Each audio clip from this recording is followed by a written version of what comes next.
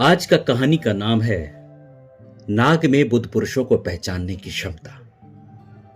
चलिए सुनते हैं। ऐसी कहानी है कि बुद्ध का एक शिष्य ध्यान कर रहा था और एक नाग फन निकालकर उसकी रक्षा कर रहा था। अक्सर नाग पहचान लेते हैं। इस बात को तुम चमत्कार ही मत समझना। यह कोई पहली दफे घटी घटना नहीं है। यह भारत में बहुत बार घटी है।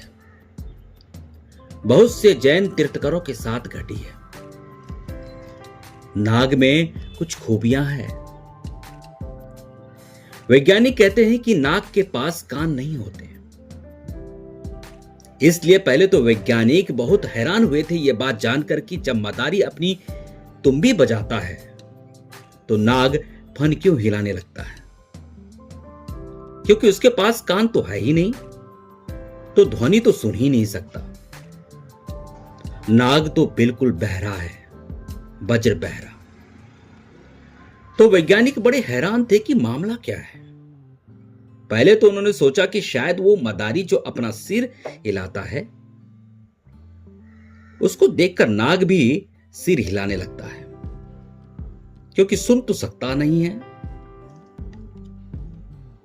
तो फिर उन्होंने मदारियों से तुम्बी बजवाई और कहा कि सिर मत हिलाना और तुम्बी मत हिलाना। लेकिन नाग ने तब भी फन हिलाए। तब खोजबीन बढ़ी। अब तथ्य समझ में आ गया है। नाग के पास कान तो नहीं है, लेकिन उसका पूरा शरीर इतना संवेदनशील है कि ध्वनि को पकड़ता है। पूरा शरीर, ऐसा कहो कि उसका पूरा शरीर कान का काम करता है। कान भी है तो चमड़ी ही, हड्डी और चमड़ी। तुम्हारी छोटा सा कान काम करता है, उसका पूरा शरीर सुनता है। अलग से कान की उसे जरूरत नहीं है। यह नवीनतम खोज है और भारत में यह अनुभव बहुत बार हुआ है कि बुद्ध पुरुषों के पास जहां आदमी नहीं पहचान पाए वहां नाग पहचान गया। क्योंकि बुद्ध पुरुषों की जो तरंग है, उनके आसपास जो विद्युत है, वो जो सूक्ष्म लहर है, वो लहर नाग का पूरा शरीर पकड़ लेता है। वो मस्त हो जाता है, वो डूब जाता है। हिंदुओं ने इसलिए नाग की पूजा शुरू की, क्योंकि नाग अनूठा है। ऐसा कोई दूसरा पशु पक्षी या जानवर नहीं जैसा नाग है।